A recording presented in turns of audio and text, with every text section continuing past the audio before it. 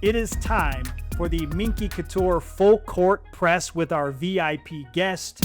And you can send your VIP the best blanket ever, just like we do for our guests at softminkyblankets.com. As I said before, even tough guys need a little comfort in their lives. And our guest today is absolutely one of the NFL's tough guys. Standout for the Denver Broncos. He led the NFL in offensive tackles in a blocking grade in 2025. Did it all recently in the NFL Pro Bowl games. An unbelievable interview that we had recently with the great GB, Garett Bolles of the Denver Broncos on From the Logo. Garett, naturally, we have to start this conversation with Team USA Hockey because you delivered an epic reaction video after Team USA won gold. Why did that mean so much to you and make the Bulls home on Sunday morning so celebratory? No, I think, I grew up playing hockey. So, growing up playing hockey and, being, a lot of my guys were on Junior USA and growing up, some of my teammates that I had. So, but, watching the movie Miracle was one of my favorite movies, and knowing that was 46 years to the date of us doing that. And then just watching us, beat our arch rival, the Canadians, which has just been dominating us so many years. And just seeing their face expressions, seeing those guys put in the work, obviously the women got it done and the men got it done. But yeah, I was up at 6 a.m. I watched the whole thing from the first puck drop to the end, and I enjoyed it, man. I didn't know my wife was filming at the time, so she got me, and then I didn't realize it went everywhere. So I had to show my expression. Those guys played their butts off. Hellebuck, I think is his name. Yeah. I mean, I don't know what it was. I don't know if it was an angel saying with those pucks or what, but the dude played outrageous. Amazing. And then, seeing Guerrero, I think that's his last name, his parents and his widow wife and the kids. That's what it's all about. It's about family. It's about sports, and to be able to watch that and have my kids witness, something that they will remember for the rest of their lives is something that was special for us. It absolutely was. And what an incredible game. I mean, just the Olympics in general, being someone who's been a part of it and what that means to your team, but your family, your country. It's just, it was unbelievable. Unbelievable. We all had the same reaction you did. We just didn't get it on camera, right? That was just, everyone was able to see that, of course. So that was absolutely incredible. The first, actually, I would talk about the first time that I met Garett for a second. Okay. So I met Garett at the airport. They came up, I don't remember this, Garett, but we were at the airport. He came into security. He was right behind us, and we were, saying, "Hey, what's up?" And obviously we know who we were, just never met face to face. So it's awesome to be able to connect. But we were going through security, and, you had your kids, your wife was there, but you know how in security, they don't let you bring water through the actual security lane, right? And Garett had this liter bottle of water, right? Like one of those big Poland Spring ones that are just huge. And you're sitting there, it's full. And they're like, well, they're not going to let you through. He's like, oh yeah, I forgot about that. He's like, no worries, I got it. Takes the bottle, chugs the whole thing right there from there to get to security. It was took him 15 seconds, I swear. And all of a sudden it was gone. I was like, that's epitome of offensive lineman right there, right? I'm not wasting this. I'm going to get hydrated, absolutely feeling great. He was like, yeah, it's no problem. I'll just take it. It would have taken me 2 days to drink that whole thing. And he was 15 seconds. So that was the first time I met Garett. Fun little story there. You remember that? You remember? Yeah, we were stuck in those long lines at DIA, yes. Man. Brutal. And then, that's exactly right. No, I've always been a fan of you, Jimmer, from the minute you were at BYU to watching you in the Olympics 2 years ago. So we were cheering you on for sure. And it's been cool to, obviously we knew each other. And I think your father-in-law knows a little connect through the Warner family, or knows one of the Warner brothers, Scott's brother, which I know really well, which is 5 houses away from my mom and dad. So what a small world. Yeah, it's so cool. So cool. Garett, what's your first memory of Jimmer Fredette? First, beating Utah nonstop. I mean, the Curry shots from the logo. I mean, man, the dude was electrifying. I mean, I think they win it all if Brandon Davies didn't have his little issue. I think didn't you play with Brandon? You played with Davies, right? I did. Did. Yeah. That was your last last little season. hoorah in college. They should have. I mean, that team was just ballers. I mean, you got Tyler Haws, you got Jimmer, you got Brandon Davies. I mean, all those guys just brought juice. I grew up a BYU fan. I know people don't really realize that. Right. Am I a BYU fan now? I mean, I'm not. I may not speak upon that, but because I went to Utah, Of course. but Of course. I'm a huge Utah fan. Obviously, I went there and they took care of me. But Kalani's actually my uncle, so I support him. And but I just think it's just a great rivalship in general, just from what we do and the sports and the players that come out of there from basketball to football in both schools is awesome. And seeing the basketball hasn't skipped a beat at BYU ever since Jimmer. So Utah, we're not very good. So we have a long ways to go in the basketball world, and we got to continue to step on that. But it's fun to watch Jimmer. Then he went to China and dominated over there and became a legend. I think his shoe was like the top shoe behind Derrick Rose, if I'm correct. So watching that and doing his thing over there, and his career has been awesome to follow. And then obviously being a member of our church and just the man that he is, and it's truly the blessing to know people that have done it before you and you follow in their footsteps. Well said. And Garett, can we for a moment just talk about some things that you brought up? One, I didn't know you were a hockey player. I knew you played lacrosse and you were a really good lacrosse player. He just likes hitting people. He likes all the physical sports. That's it. Like, incredible athlete. Also, your Pro Bowl performance as a receiver. I mean, we're doing research because we're watching you do that. And it's like, oh my gosh, you ran a sub 5 second 40 at the combine. Is there a receiving role in the future for you with Sean Payton and the Denver Broncos? I was just trying to put on a show to be when they said the lineman can play, I was like, well, I'm going to play. I'm not just going to sit here and get stiff. I mean, during preseason games, you stand there and it's just like my back hurts worse standing than I do playing. So I don't know how those coaches just stand with this big old thing around their waist and talking to all the coaches. So that isn't fun. But no, when they said I could play, I wanted to play. I was trying to win the MVP. I think I would have gotten it if we won, but we lost in that flag football game. But it was just fun to be there with the peers. I obviously told Sean Payton, throw me another ball. I got a pass during the game when we played the Giants, but it got deflected and I dove and hurt myself. So that's probably why they don't throw me the ball no more. So, but I put on a clinic so they can go back and watch my highlights. I was in the building yesterday and they said, we can't wait till we start OTAs so that we can, blast you in front of the whole team. Of course, that's going to happen. So that's what happens when you're old. You just put out new film for them just to roast you. So that's the part of the game. That's exactly right. That's what good veterans do. Let the guys roast them. And hey, like once you get on the field though, don't come see me, right? Because I know exactly what's gonna happen once that's the case. You do it all in the film room, not in the actual field. Let me be on game day, man. Let me be on game day. Don't talk to me on game day.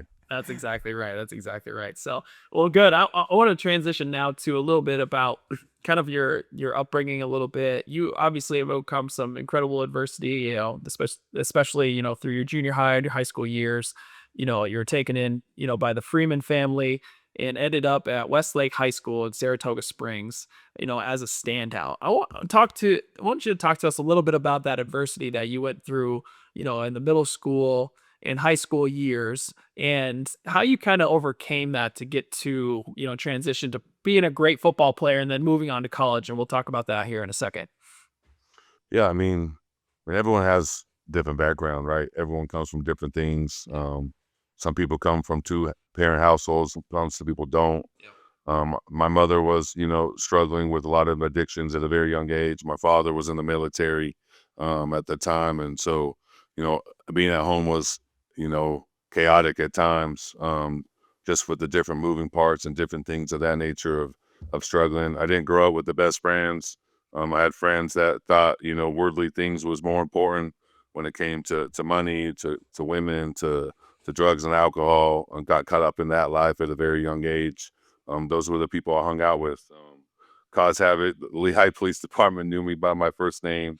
Wasn't too proud of that, but that's just the truth. And I was just a very unhappy person. I struggled with a lot of things, not just addiction, but personal things when it came to anxiety, and also with a learning disability is obviously my biggest one that I struggled with. Dealing with going to school and trying to fit in was very difficult. Didn't like going to school, didn't like taking tests, struggled. Kids would tease me about reading and writing, and I couldn't read, I couldn't write, I couldn't do any of that just because my learning disability was so hard, and I struggled dramatically. So, when you struggle in that part of life, obviously it's going to reflect into, your outside life. And, I was miserable. It was like being in a dark place with no lights on. I didn't know what friends I wanted to be around. I didn't know who I was going to become. I didn't know what I wanted to do. Obviously, I played football and lacrosse, but I never really went to practice. I never really focused on those things. When you grow up in that lifestyle of when you feel like nobody's there for you, you don't feel like you're loved, you feel like you're struggling with so many things. It's a lonely place. And when a lot of these, even me, like when you were in that place, like you act out, you know what I mean? You try to find ways to fit in, you try to do things that you typically don't do. But those are the people that I surrounded myself with. And I had to find something that was better than me. I barely graduated. Obviously the Freemans took me in. They became my legal guardians in the 7th grade. So, I'd go to their homes. I'd go to different homes, 3 homes in my neighborhood. I got kicked out of, 3 or 4 different homes from my sophomore year to my senior year of high school. We got evicted multiple times. And so obviously these homes in my original neighborhood were like my safe homes I would go to. They would, help me with homework, tutoring. They would help me with clothes, my school supplies.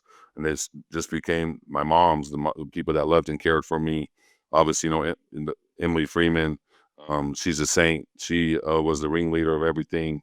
And I just started to trust her slowly. Trusting was a hard thing for me because my biological family would say one thing, they would do another thing, and it was just so frustrating for me. I could never trust anybody. I could never focus on that, and to deal with that at a very young age, um, was frustrating. And I used to always ask myself, why is my life like this? Why am I going through this? And it was all part of the plan now that I look back. But at the time when kids struggle, especially I work with a lot of kids, like kids don't really realize what they're going through, and they don't realize what important friends were. And when I graduated high school, I moved into the Freemans full time with them, and I had to get rid of my old my old friends, had to turn my phone in at 10 o'clock. And, obviously I had to go to church, which attend my faith, which was, you know, at that time, I didn't realize how important that was. And, at that time I had to realize what was important. And you have to find a higher power than yourself. You have to find somebody that pushes you and guides you and directs you, even though you don't really want to hear that at the time, because you think you can do it yourself. Like nobody wants to be, hear critics of themselves of what they can do. They want to figure it out themselves. But, sometimes you have to have friends that push you and guide you and direct you, even and tell you things that even though you don't want to hear at the time, you still want them to tell you that because they love you and care for you as a person. And you know, I had to find people that cared, and I got rid of all my old friends. I started hanging out with people that were, 15, 20 years older than me, all my uncle's friends, that became, my mentors, that became people that loved me and cared for me. They would take me to basketball on Thursday nights, even though I thought I was, Jimmer Fredette at a young age, shooting 3 balls, and I should just stay down low and make layups all day. Um, but no, just doing those things, going to movies and just really helping me, as I barely graduated high school because I missed so much school. I never liked going to school, never, just because it was so difficult. And I had a lot of people that helped me. So I graduated, and then I had to figure out my life the hard way. And, sometimes people have to go through hard things to realize what was important in their life. And that was my life. And, I have a story to tell to all the kids that struggle out there with learning disabilities, that you never know what you can do and overcome, but it's the power of the mind that you put yourself into. And you have to continue to tell yourself you can be successful. But there's a saying that you become the average of your 5 friends that you hang out with the most. And I had to find people that were successful. And, if they were police officers, if they were lawyers, if they were doctors, if they were successful business people, those are the people I surround myself with. And then you start to become like them. You start to talk like them. You start to work like them. They start teaching you, they start guiding you and directing you. And when you feel that and you feel like you can do this, like all of a sudden your bad thoughts and your bad intentions start to go away. You start replacing those with positive things. And it takes 90 days for you to change a bad habit. And so the first 30 days is difficult. The next 30 days you start to get better. And the last 30 days is probably the most difficult because you're starting to get in a rhythm, and then you start to replace it. And then when you get past that 90 days, it just becomes a habit. So I learned early on that my values was faith and family, and I had to focus on those things. And eventually, it became football.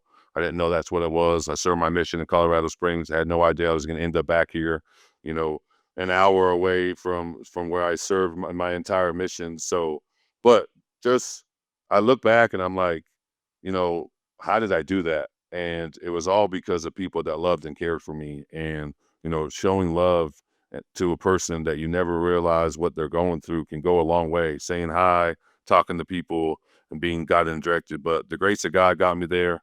And I'm forever grateful for the Freeman family for teaching me and guiding me and directing me. And right around that time, served my mission, came home is when my life took off like a rocket. And that's where I'm at today.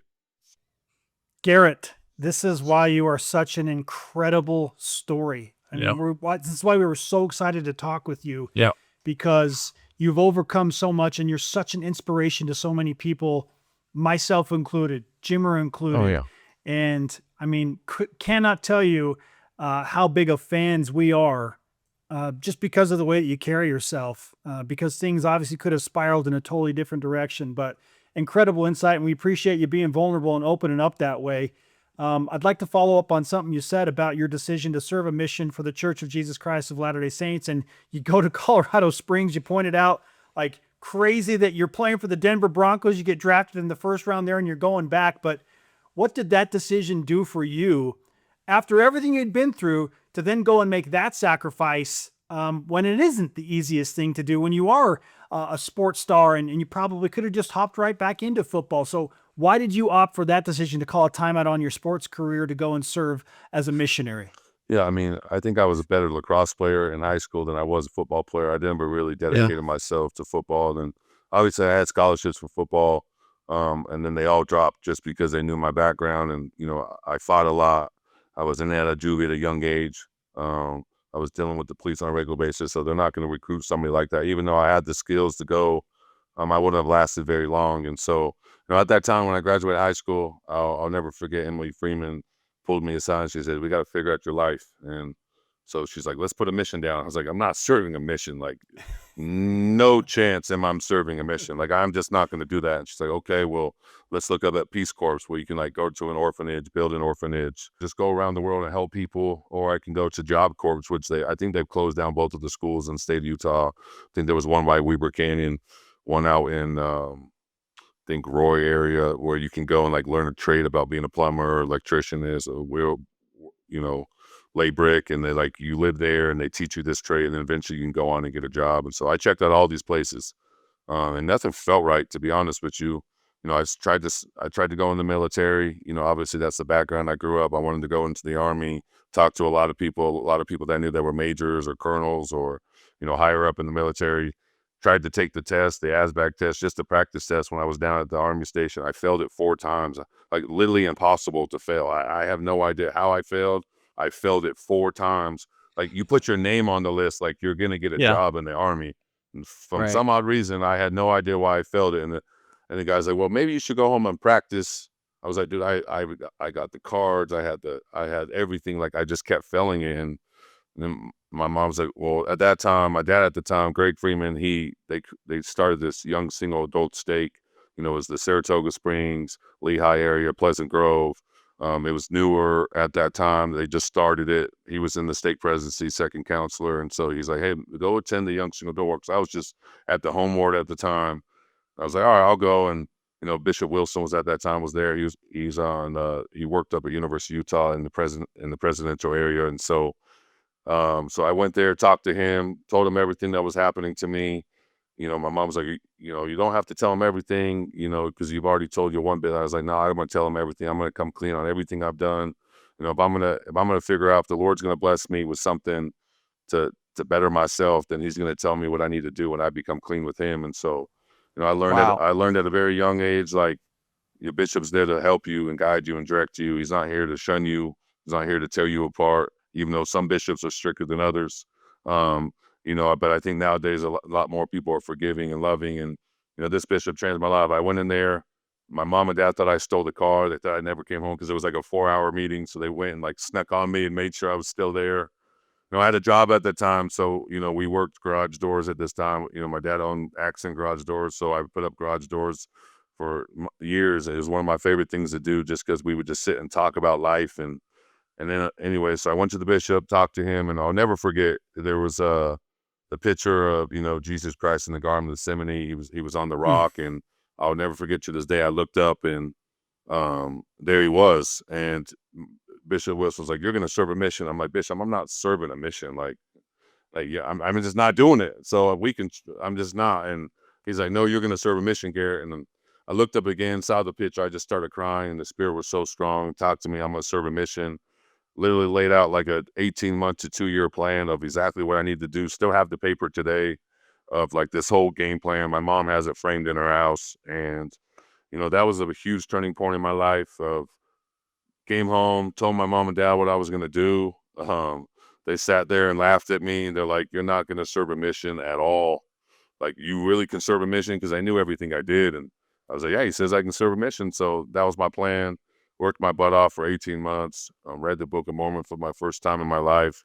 Finished in Mother's Day of 2012, and then had a talk on it. Had no idea what I was speaking about, and first time talking in front of people. Now I speak all over the place, but at that time I was like, "Well, dude, what am I doing? This sounds like just gibberish."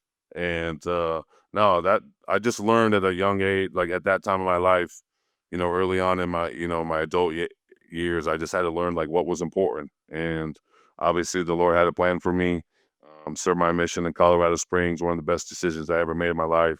I realized why I served here. There's so many people that struggle with addiction and broken families and things of that nature that they struggle with. And those were the people I connected with the most. And, those people are huge supporters of my life. I see them. I talk to them on a regular basis to this day. And it was amazing. I was serving my mission when the Seahawks beat the Broncos in the Super Bowl in 2014. Said I'm never going to watch that. I told my president, I was like, "Listen, I can either sit at home and do nothing all day, or I can at least go do a convert and talk to them. I'll try not to watch the game, but I'm going to watch it anyway." So, and President Anderson's like, "At least you're going to go be productive." So I'm probably not a good thing to admit that I watch TV on my mission, but it was either I sit at home and do nothing and drive my side crazy, or I can go out and work. And knocking on doors during Broncos Super Bowl, like, now everyone's glued to the screen, like even businesses closed down. So um, it's just a huge sports town. And so did that. My companion was like, "We're really going to do this?" I was like, "Yeah, we either can do this or we can go to sleep. You tell me." And so we went, converted, and it was an amazing time, learning how to serve, learning how to, to survive on little things. You only get $125 a month for food. So I spent that in 2 days at at Walmart. And so, like, obviously I had obviously I had members that fed me. So the Lord sent me to a mission, so I wasn't starving. Came home, wanted to play football, went to Snow College, and the rest was history. It's just it's really cool to look back and be like, "Man, how did I do that?" I just felt like people were watching me the whole time. Obviously, Yeah. if you look at my life, like, should I be where I'm at right now? No, I shouldn't. I should be, in trouble with the law, because that's what I was doing. And I had to learn and fight for what was important, and realize that, faith, family, football were my three priorities. And when I focus on those things, my life continues to grow, and I continue to get the blessings that me and my family need.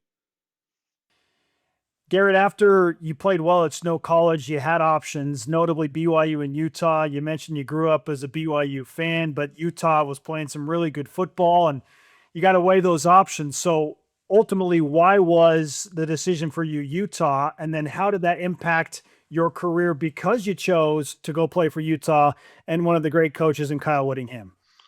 Well, that's a good question. Well, I committed to BYU early on. That was always my dream school that I've always wanted to go to. And then at the same time, it felt right. It felt right at the same time of that's where I needed to go. Obviously, I had some family that played there. So growing up, going to the games, seeing all that thing, it felt special at the time. Connected well with the coaching staff.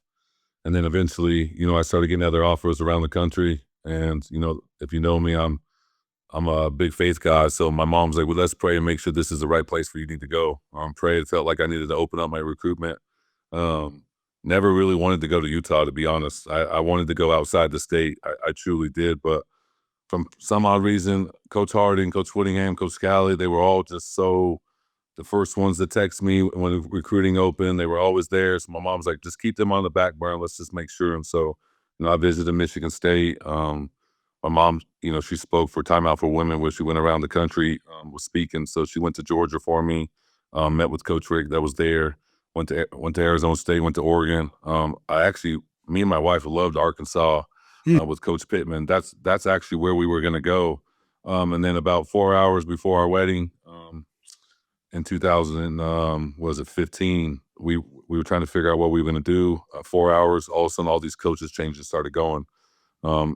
Even though they were all coming to our, we got married, and then reception. I had like 12 coaches there, just trying to recruit my family. I mean, that's the worst thing. My wife to this day was like, "Why is all these people in our pictures?" I have no idea.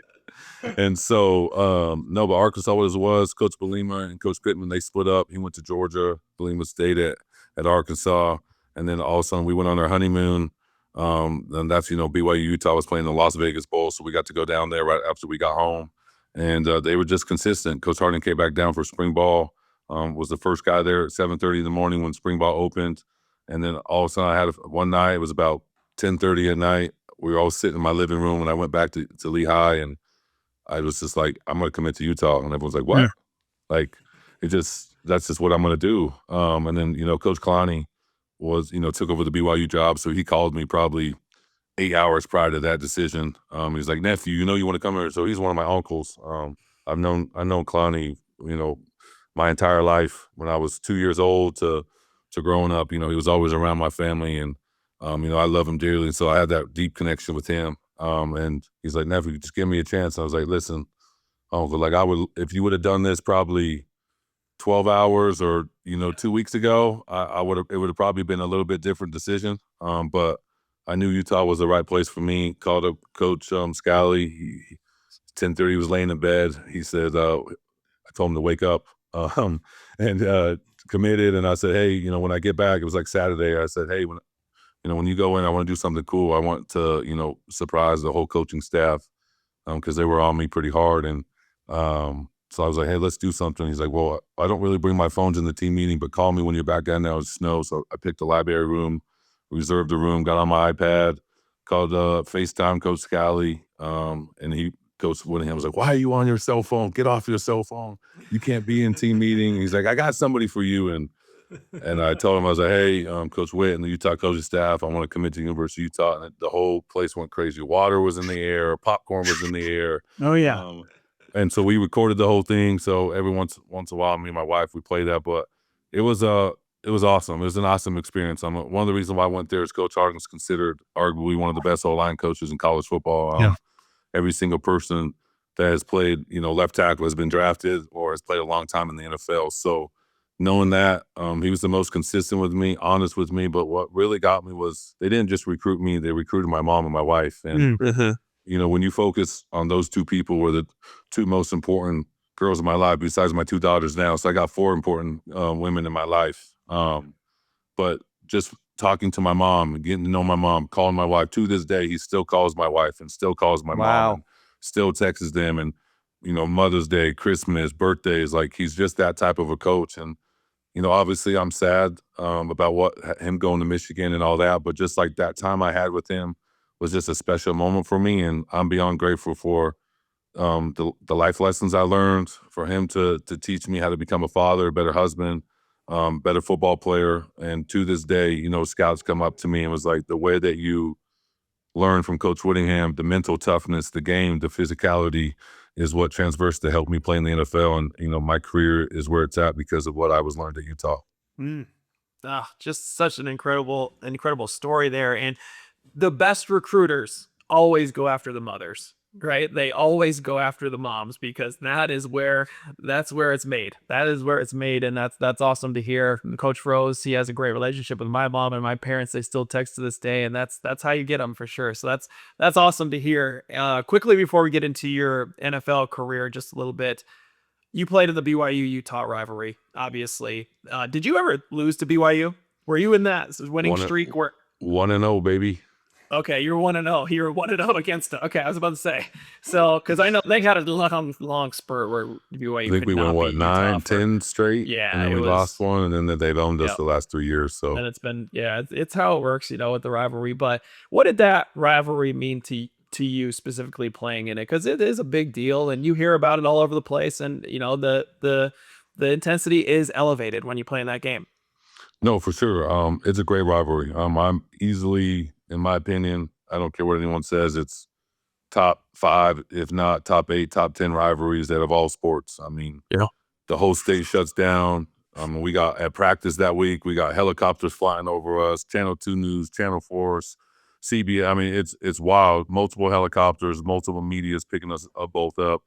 In the weight rooms, I can only imagine, because at Utah they're playing all the old clips of, BYU old football players talking trash to Utah players and pulling up all their different media stuff of what they're saying about us, and it's all motivation. I'm assuming BYU does the same thing, but it was special. We played in Salt Lake City. Obviously, I think we stopped Taysom Hill on 4th and goal and to win the game, so it was a closer game, but it was fun.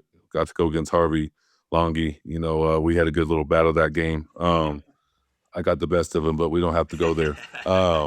But no, it was great, and it's all love between both of us. I mean, I think the fans make it more hatred than we do. Obviously, it's our rivalry, but we respect each other. A lot of us go on to own big businesses and go play in at the highest level, if it's overseas or if it's in the NFL or NBA, vice versa. Like, we all respect each other. We all love each other. We all love to put the state of Utah on this map. And if you look at the sports the last 10, 15 years, Utah's a hot place to recruit for basketball and for football and lacrosse as well too. So all those sports are massive. And obviously, BYU has had the best of us the last 3 years or 4 years. What is it, 3 years?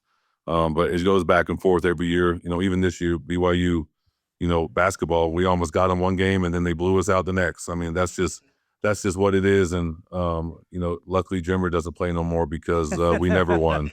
So we couldn't guard him from 60 feet out from the arc. So you had to pick him up from the opposite free throw line, because if not, he's shooting and making it. But no, it's a healthy rivalry. It's the best, and it's an honor to be able to play in that game. And then when you get in the locker room, it's a little betting goes on between each other, all healthy. Hey, you owe me Chick-fil-A, or you're gonna take me to a steak, or here's $100, here's $50. So it's all fun and games. We had a couple BYU guys that were with me in Denver that we got a smack talk a couple times. So they've got the best of me for sure. Garett Bolles is with us on From the Logo. We talked previously in this interview, Garett, about your decision to serve a mission for the Church of Jesus Christ of Latter-day Saints, and it took you to Colorado Springs. So take me back to the moment you're waiting to hear your name called in the NFL draft. And at number 20 in the first round, you hear the Denver Broncos. Like, what goes through your mind? You're like, I'm going back to Colorado. It was a crazy experience. I'm gonna go back a little bit, because when I served my mission, me and my sister jumped in our car. We were driving to Smith's, and she's like, "Hey, the first license plate you see is where you're gonna go." And I looked. I was like, "Dang it, Idaho!" Like, that's like the worst, right?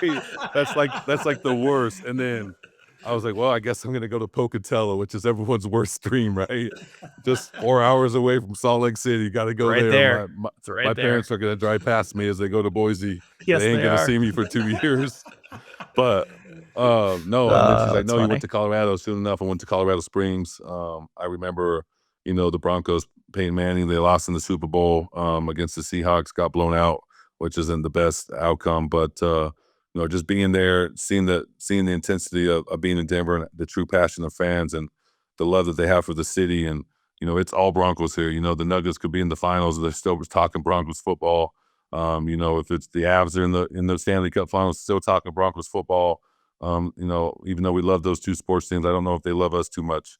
And that's just reality. But no, when I was sitting in the green room, I was in Philadelphia on the Rocky Steps, which was a phenomenal moment for me and my family. And I got a little anxious. I thought I was going to go higher than I did.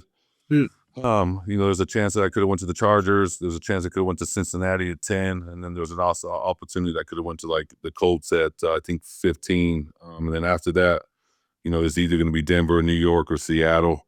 Obviously at 19 when Tampa Bay was on the clock, they chose OJ, tight end from Alabama, and then all of a sudden, one camera, two camera, three camera, four, like all these cameras just straight to my table. Uh, Obviously, I was looking around. There's some cameras to the left and the right of me, but they were just all in my face. And then I get this 720 area code called me. And I was just full of emotion, started crying, banging the table. Mr. Elway jumped on the phone, told me they're going to take me with the 20th pick. And it was just a special moment to be able to, I told him by the grace of God, I am where I am because that he got me here. And to be able to go back to a place that I called home for 2 years, a place that I love dearly, that gives me everything. I get to see all my converts. I get to go to the temple and see, all the amazing things, all the people that know me from my mission, and to see me grow.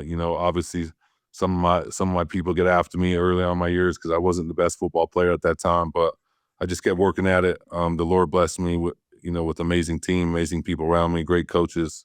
I love Denver. This is home for me, and to be able to be towards the end of my career, I'm at 10 years. I want to go as long as I can.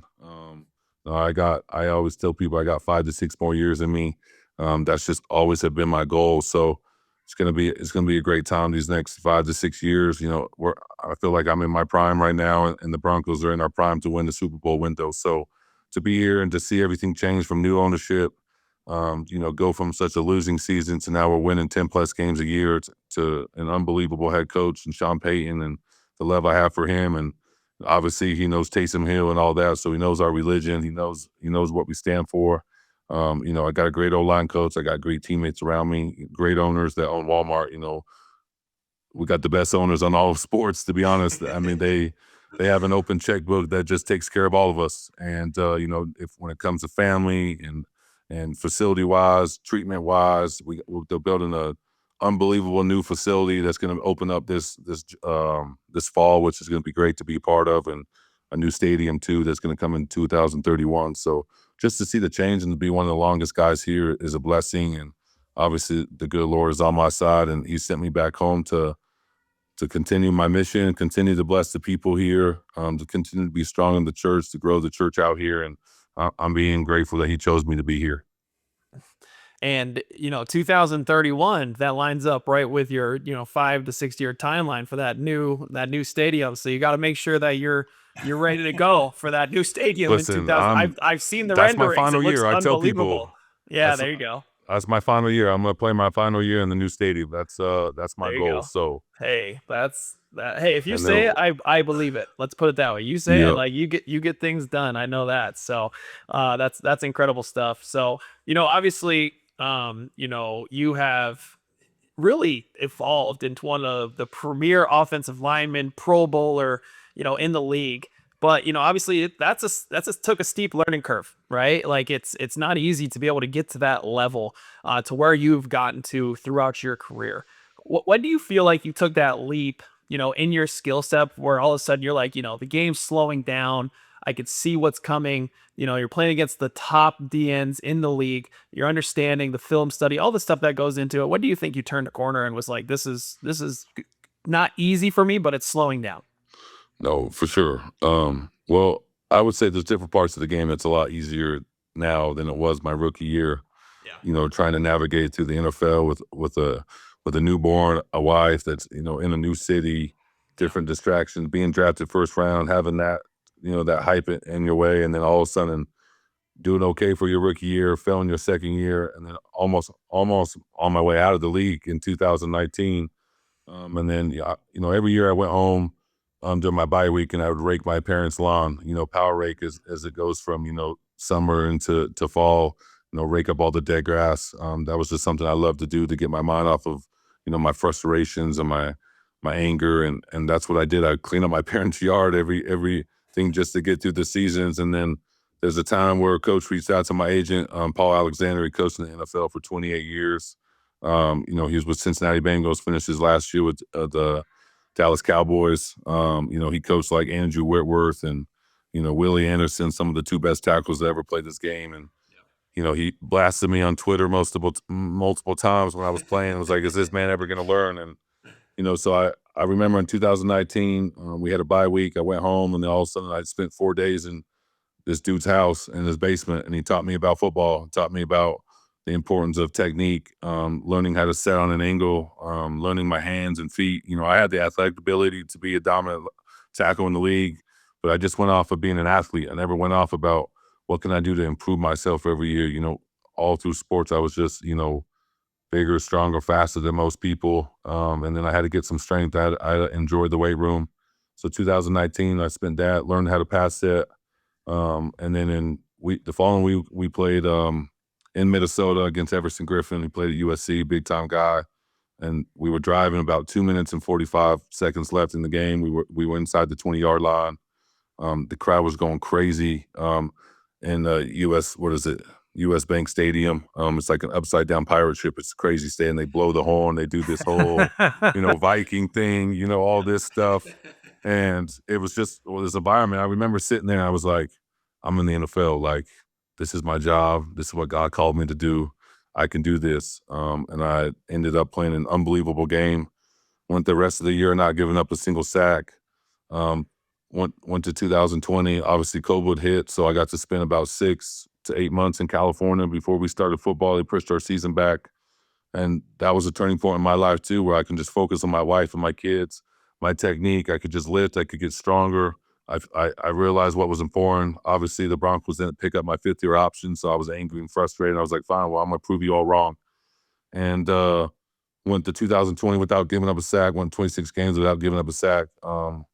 Became second team All-Pro, and the Lord blessed me to be able to make my priorities right. And I realized that faith, family, football, in that order, was the three most important things in my life. And my wife would take pass sets with me. We would go to the park, and I'd set on the 45-degree angle. We have this pole, like a PCC pipe that we use to set with. We sort of rest it on our shoulders like this, and we take pass sets to keep our shoulders square, to be able to use our center of gravity when we pass set. And at first that was really hard for me, and I ended up just taking about 50 to 100 pass sets a day, just working on my footwork. And it's the small and simple things as a tackle. You don't realize taking a consistent set every single time can shut down the best. And it doesn't matter who you go up against. You got to learn how to study. And I learned how to study, learn how to break down a pass rusher, learn the difference between a reactive rusher, a body rusher, a straight line rusher, different techniques, what to do if they spin, what happens if they go inside, different footworks. And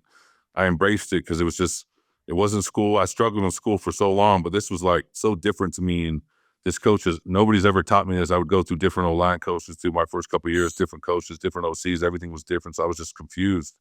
And I learned this technique, and that's when I realized I belong in here. And obviously, 2021, I took a little dip. 2022, I broke my leg. Got a new coach in 2023. Sean Payne came in and had a great season, finished off strong, came back, last year and, this past year. And, we ended up winning 10 games with Bo, had a great year, and then finished and then ended up getting a contract extension, my third contract extension. And now I am where I am. Got all my stuff this year. We were 3 points away from winning the Super Bowl. So going to the Super Bowl and winning the Super Bowl is what I say. And, it's remarkable. You never realize, like, everything happens for a reason, and you got to have, the NFL is a place where if you don't have your priorities right, it can spit you out and chew you out quickly. And I'm a big believer is the way you live your life off the field is how you perform on the field. And so the moments as I look back at my life of my 10-year NFL career, it's like the years that I was most disciplined and, in my faith and my wife and my kids and all the things that I do that's important to me is when I played my best seasons. And the years that I struggled off the field is the seasons that I didn't perform too well. And it's just a testimony to, how powerful our church is and the testimony we hold and the love that we have for, Jesus and all the love that we have. And my mom always taught me, if you love God, you love people, life is going to be a better place for you. And I've embraced that, and it's turned out great for me.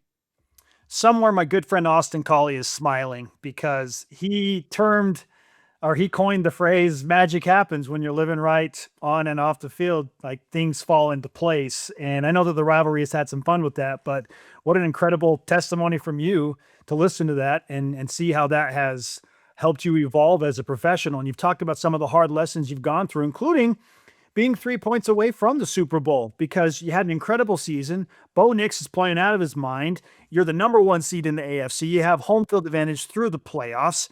And then your quarterback leader goes down at just such a random, unfortunate time late in that game before the AFC Championship. So, how did you navigate that tough experience and how will you build and learn from that moving forward? Yeah, it's a good question. Obviously, that was the worst case scenario that you can ever be. I mean, I didn't even realize it happened. I remember him taking a knee. We're walking off the field, and I look to the left, and he sort of does this, and I grab him. I'm like, "You good?" Because I thought he was like tired or not all there in the head. And so I went to grab him. He was totally fine. I think he was just in some pain. I remember going to the locker room. I'm showering, did my media stuff. We just won. We're going to the AFC champion game since 2015, and all of a sudden they're like, "GB, get over here." I'm like, "What?" I saw Cortland over there. He was crying. I had to make sure he was okay. I walked to the Mm. doors. Bo's there. His whole family's there, and my heart just sunk to my feet. And I realized what happened. And I'm hugging his mom, I'm hugging his dad, hugging his wife. They just had their baby yesterday, and so it was just a sick feeling to all of us. But Bo is that type of guy that's just so humbling. Obviously he's a Christian, so we share a lot of similar beliefs, and being able to play for someone like that is just believe so much in God just is so empowering for all of us. And when he's in the huddle, but it was hard. But I knew we have the right guys in our building. I know we have playmakers. I knew that Stiddy was going to come in and do whatever he can to help us win. Obviously, the outcome didn't turn out the way we wanted to. Everyone wants to blame the snow and the crazy weather, but we're born to play in that. Being in Denver, it's the most bipolar state in there, as it can be 65 degrees and sunny, and 3 days it can be -40. So you never know, right, Denver? It's the most Oh craziest yeah. weather in the world. And then the Yep. snow's melted, and the kids go to school, and then the Yep. next day the kids can't go to school.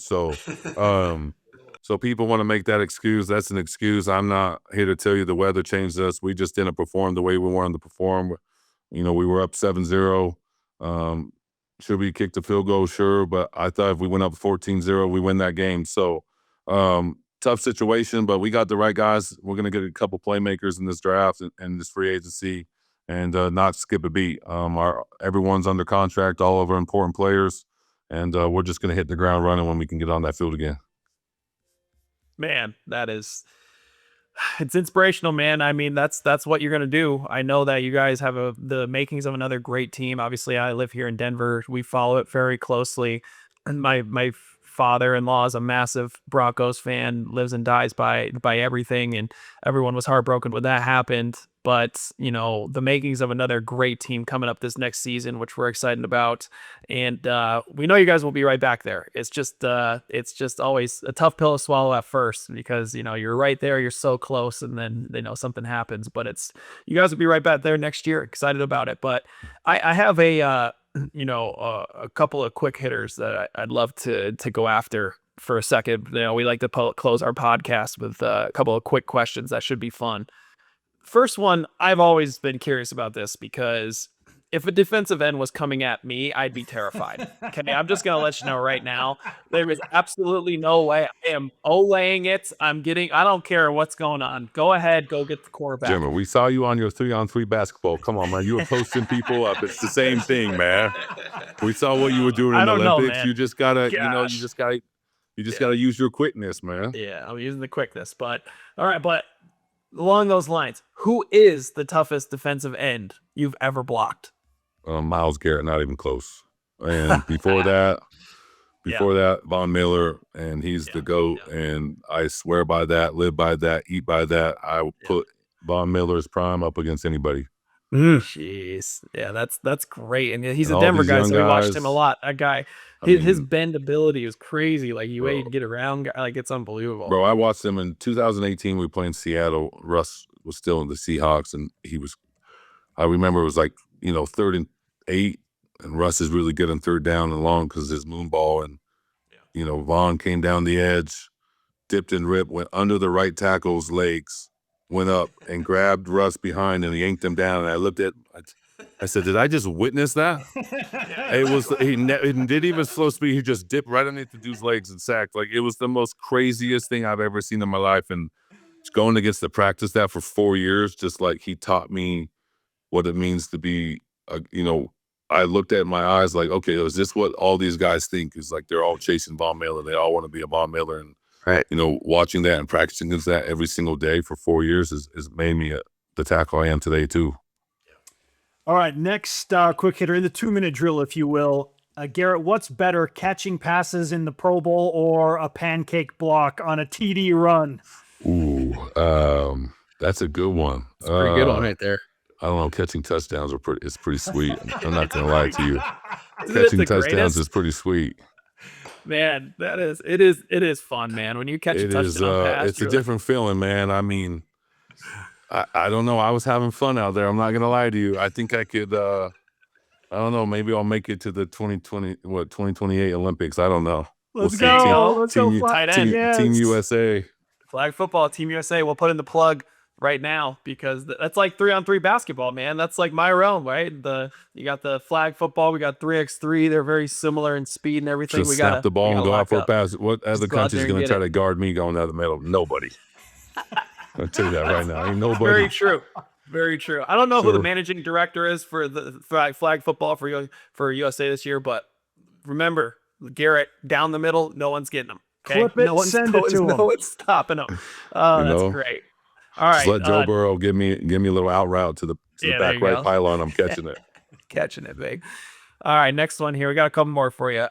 Favorite stadium to play in the NFL other than, of course, Denver? Oh, Allegiant Stadium. Love it. Ah, Cool. The atmosphere, the Yeah. black hole, just the whole. I mean, it's a rivalry with the Raiders, and it's always a great game. And it's just it's a great place to play. I mean, Vegas is one of those cities that's electrifying. So to be able to be down there and to feel that energy. I mean, obviously the whole stadium's orange, so it's really loud for us. So it's great to play there and to see our fans travel there. Garett Bolles bringing it. Okay, last question here. And I know you've had a lot of them, but what's your favorite NFL moment to this point of your career? Favorite NFL moment? Obviously, one of the greatest moments was making the playoffs for the first time in my career. Beating the Chiefs and ended up going to Buffalo in the first round. Scored the first touchdown with Troy Franklin, and then I don't know what happened to the rest of us, but we don't got to talk about the ending. But it was a surreal moment, man. Got to take the flag and plant it in the ground. So I think that's my tradition: is we make the playoffs, I'm gonna take the flag and plant it. I did that 2 years in a row. So, but no, it was a great feeling to be able to get the Mile High Magic back in the stadium, and then this whole past season was just electrifying every single game. I think just because of our potential and our fans believing in us. So nothing's better than winning a playoff game or, in Mile High. And then obviously, this playoffs was a magic run too. Wish we could have finished it, but probably from about the last game of the year and to these playoffs were amazing. yeah. Garrett, is incredible awesome. stuff, man. Just incredible. Yeah. And can't tell you how much we've appreciated this conversation with you. And I'm serious when I say this. At some point, when you're done playing football, after that first year in the new stadium, perhaps in Denver, I think you got a nice career as an analyst or podcaster. You come hang There you out with go. us anytime, bro. Anytime you Listen, want. I can. Let's Anytime. do it. Jim and I still need to go to dinner. He keeps blowing me off Yes. for the last 8 years. He's been living in China, so I know. We've been living in China. You know what, though? I will say this, Garrett. I have not been to a Denver Broncos football game, and I am making it my priority next year to make it to a Denver Broncos football game so I can watch you live. I watch them all on TV, but I'm going to get to a Denver Broncos game this I'm year, gonna- and we'll do that. I'll get you and your wife to come. Yeah, that sounds But, great. And We'll do then it. Jake Heaps told me to tell you hi. So Oh, Jake, nice. my man, doing Yeah. great over there at Legend High School. that's Having a great time. that's my brother, man. He works with me too. So it's I get to be with him twice a week as we break down defenses and see from a quarterback perspective. So It's awesome. that's my dog. It's a good guy. Yeah, well, for So yeah, sure. let's We'll get get we're gonna have to game. hang out one of these days. All three of us, man. That'll be Let's sweet. go. Let's go. Jimmer, Sounds stop good. big time in Garrett, okay? I know. That's my fault, man. That's all. I can't even I take all the blame. Take all the Sir, blame. it's because that trophy right behind his right shoulder. That's that's his. We don't get that privilege. You know what I mean? We don't get to have trophies like that. You know. Gotta You show know, I it know off while two I people can, in my man. life that were the biggest recruits I think BYU ever got. Jay Keats, which a lot of Yeah. BYU fans might not think so. I think so. They He did him was. dirty, but we don't got to talk about it. And Jimmer Fredette. Those two, Let's go. electrifying. Let's Great go. stuff. Well, I Garrett, appreciate it. awesome to talk to you, brother. Yeah. Keep up the great work. You're blessing so many lives, and we're so grateful that we got to talk to you today. Appreciate you all, man. Love you guys. You guys have a good one. Thanks, Garrett.